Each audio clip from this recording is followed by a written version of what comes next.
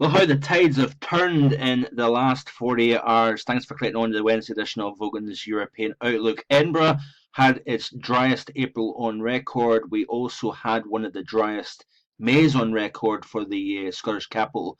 But in the last 36 hours, we've seen over the June average rainfall. And yesterday, Edinburgh was the UK's wettest spot with 65 millimetres of rain. So, what a turnaround we've seen in the last week or so with this weather pattern overall. Low pressure firmly back in charge once again, and the current system that has brought a tremendous amount of rainfall. We had over 100 millimeters or over 4 inches of rainfall in Snowdonia.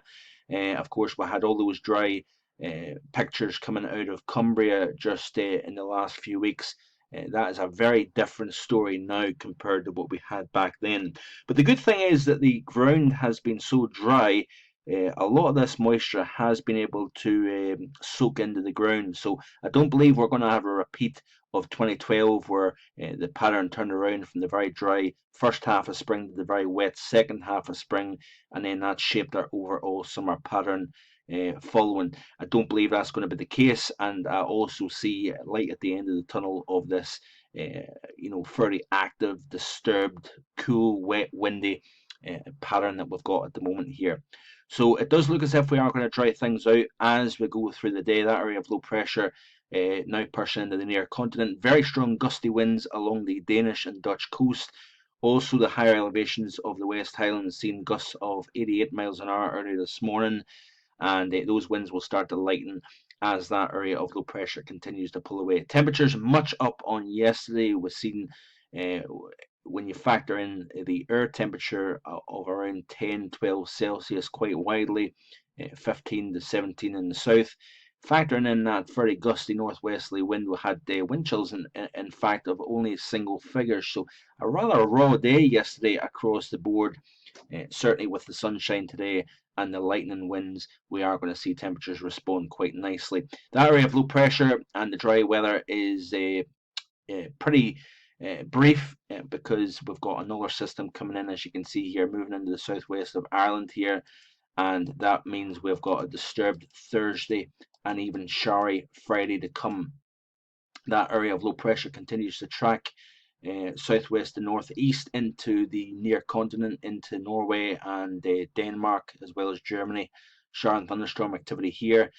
We do see more of a kind of wet day tomorrow, showery day with sunshine on Friday. Then we've got the next system coming in for the weekend here.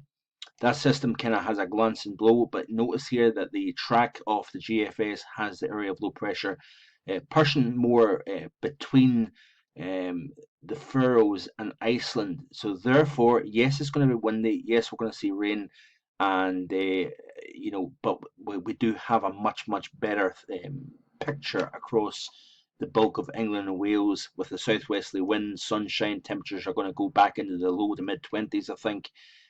Somewhat cooler and windier across the northwest. That system then clears out. We get another break. Got another system coming in through the middle part of next week, and then I think we are going to start to settle the pattern down. High pressure becoming much more established, and I think therefore we should start to dry the theme out as we go from mid to late June. And I also do think that we are going to see warmer temperatures as well. And this is where it's different to back, in 2007, 2012, those very wet summers. We got this pattern, it turned, and then it just stayed. Whereas we're going to lose this wet pattern once again, dry things out, warm things back up again as we go through the early half of summer overall. So that's it for today. Thanks for watching. Hope you have a great Wednesday. I will be back in the next few days. Bye for now.